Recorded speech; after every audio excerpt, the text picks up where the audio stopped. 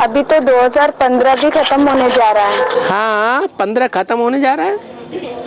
हाँ, तो हम बच्चों की अवस्था अभी पक्की नहीं हो पाई है, तो आगे चलकर क्या होगा? आगे चल के क्या होगा? अब सर पे पाँव रख करके भाग खड़े हो पुरुषार्थ में, है? अब तेजी से भाग खड़े हो, देर मत करो। चाहे याद में सबसे पहला सब्जेक्ट ये है, घड़ी घड़ी देखो कि बाबा की याद रहती है काम करते समय, कोई भी काम करते समय। ये मुंह है, इंद्रिय है ना, इसे भोग करते हैं ना, भोगते हैं खाना। तो देखो ये इंद्रिय की रचना में बुद्धि जा रही है, बड़ा मीठा है, और मिला होता, बार बार यही मिले, इसमें बुद्धि जा रही है। या बाबा की याद में, बाबा तुम भी खा लो थोड़ा सा। आप तो 5000 वर्ष अभोक्ता बन के बैठे रहते हैं, हमको इशारा क्यों दे दिया, कुछ आप ले लो। बाबा को अर्पण नहीं कर सकते हैं? अरे बाबा आप खाओ नहीं, कम से कम वासना ही ले लो। बाबा कहते वास्तव में मैं तो वासना भी नहीं लेता हूं, भले बाबा ले या ना ले, हम तो देंगे। तो देखो बाबा की याद आती है। कोई भी इंद्रिय का भोग हो, भोगते समय कौन याद आना चाहिए? है शिव बाबा याद आना चाहिए।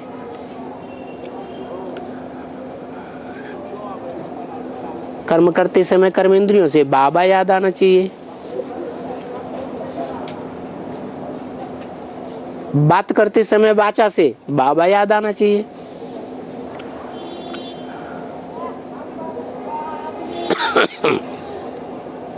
ऐसे नहीं वो देहदारी याद आए। अगर देहदारी में लगाव लग गया तो देहदारी से बात करने की बार बार दिल होगी, औरों से बात करने में मजा नहीं आएगा, बुद्धि बार बार उसी तरफ झुकेगी।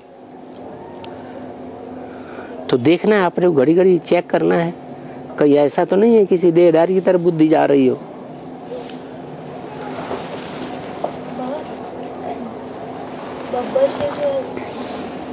याद की बात हुई, ज्ञान वो भी सब्जेक्ट है। ब्राह्मणों का दूसरे नंबर का सब्जेक्ट क्या है? दूसरे नंबर का ज्ञान है। तो ज्ञान पहले नंबर का, क्यों ज्ञान नहीं होगा तो याद आएगी नहीं। लेकिन ज्ञान हो गया ना, बाप की पहचान हो गई तो याद मुख्य हो गया। फिर भी ज्ञान तो छोड़ना नहीं ना। बाप पहचान में आ गया और हमने ज्ञान को छोड़ दिया, क्लास करना छोड़ दिया, ज्ञान की बातें करना छोड़ दी, मनन चिंतन मंथन करना छोड़ दिया, किताबों का अध्ययन करना छोड़ दिया, एक दूसरे से लेन देन ज्ञान की बातों का करना छोड़ दिया, तो हालत खराब हो जाएगी, अच्छी होगी? बाप की याद आएगी? आएगी नहीं। इसलिए ज्ञान का सब्जेक्ट भी पक्का पक्का रखना।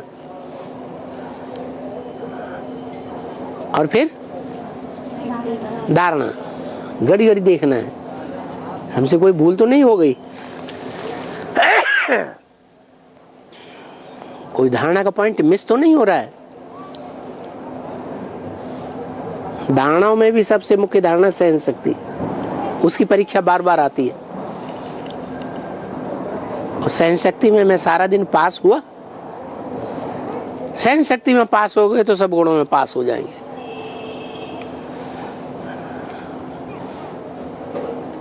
और फिर आखिरी है सेवा।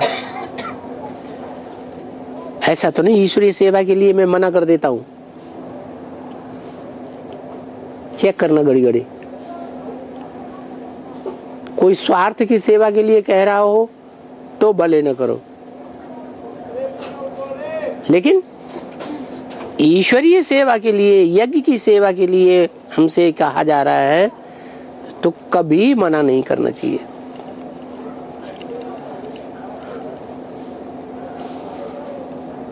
और जो निमित्त बनाए गए हैं उनके द्वारा बोला जाए तो वो तो मना करने की बात ही नहीं है। जानते हैं कि सबत सेवक धर्म कठोरा, शिव बाबा भी सेवाधारी बन के आता है। I am your most obedient servant. तो शिव बाबा भी हमारा सेवाधारी बन के आता है, तो हम ना बनेंगे हैं? बाप को हम फॉलो करेंगे ना। तो ब्राह्मण जीवन में हम राज्य करने के लिए नहीं बैठे हैं, राजाई लेने के लिए नहीं बैठे हैं। क्योंकि जो राजा बनते हैं वो तो पहले अपनी सुख संपत्ति देखते हैं, प्रजा की नहीं देखते हैं। अपने ऊंचे ऊंचे महल माड़ियां अटारियां बना लेंगे, बनाते हैं कि नहीं हैं? तो अपने सुख के लिए बनाते हैं, देह के सुख के, संबंधियों के सुख के लिए बनाते हैं कि प्रजा के सुख के लिए बनाते हैं? हैं? वो तो अपने लिए बनाते हैं, स्वार्थी होते हैं राजाएं। और हमको राजा बनना है अभी? हमको यहाँ राजा नहीं बनना है, हम तो सेवाधारी हैं, हर तरीके से सेवाधारी। सेवा करना ब्राह्मणों का मुख्य कर्तव्य, याद और सेवा, बस। तो चारों सब्जेक्ट पक्के रखना, दौड़ते रहेंगे। दौड़ते भी छोड़ो, उड़ते रहेंगे, हाई जंप लगा दो।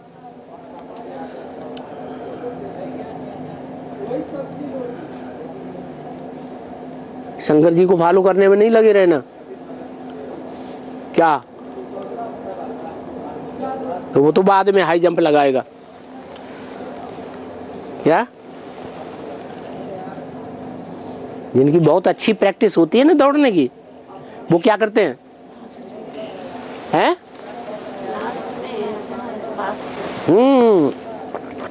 बहुत अच्छी प्रैक्टिस है, तो लास्ट में जाकर के देखते हैं सब तक गए दौड़ने वाले साथ में, लास्ट में जाके एकदम हाई जंप लगाइए, एकदम आगे।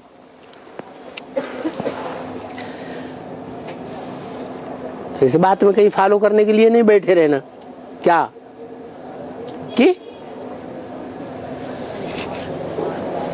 हैं कि हम भी लास्ट में पुरुषार्थ कर लेंगे, हाई जंप लगा देंगे? नहीं, उसकी तो प्रैक्टिस है क्या है? द्वापर के आदि से ही प्रैक्टिस है या नहीं है? कैसे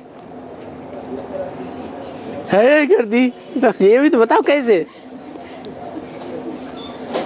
अरे कोई बताओ। एक ही जन्म में सिपाही से सम्राट हैं? एक ही जन्म में सिपाही से सम्राट भी बन जाता है ना, बाबर के रूप में। वो तो 1 2 4 जन्मों की बात हो गई। द्वापर के आदि से हर जन्म की बात है। अरे कभी हार नहीं होती। 76 में ही भक्ति मार्ग में जो ज्यादा भक्ति करेगा वो ज्यादा ज्ञान उठाएगा, जो ज्यादा ज्ञान उठाएगा वो ज्यादा योग में तीखा जाएगा। जिसने सतो प्रधान भक्ति की होगी वो सतो प्रधान ज्ञान उठाएगा, जिसने तमो प्रधान भक्ति की होगी वो तमो प्रधान ज्ञान उठाएगा। तो भक्ति करने में भी आगे कौन जाता है? वो आगे जाता है, ज्ञान में भी आगे जाता है, योग में भी आगे जाता है। तो उसकी तो प्रैक्टिस है।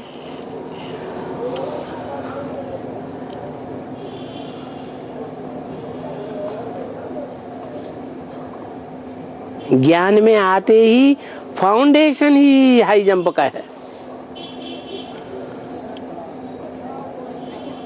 कोई मकान का फाउंडेशन डालते हैं ना, तो फाउंडेशन खूब गहरा होता है, अच्छा होता है, तो बिल्डिंग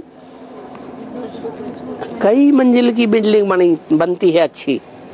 फाउंडेशन खराब तो बिल्डिंग भी ऊंची बिल्डिंग नहीं बनती है, पावरफुल, मजबूत। तो तो इसलिए सबको अपना अपना पता है कि हम जब ज्ञान में आए तो हमारा फाउंडेशन मजबूत था या थोड़ा कच्चा था या चलो कैसा भी हो, लेकिन अभी तो हम जब बुद्धि में बात बैठ गई, अरे 15 खत्म होने वाला है, 16 और ये आया 17 18, तो क्या करना चाहिए हैं? हाँ, एकदम अलर्ट हो जाना चाहिए।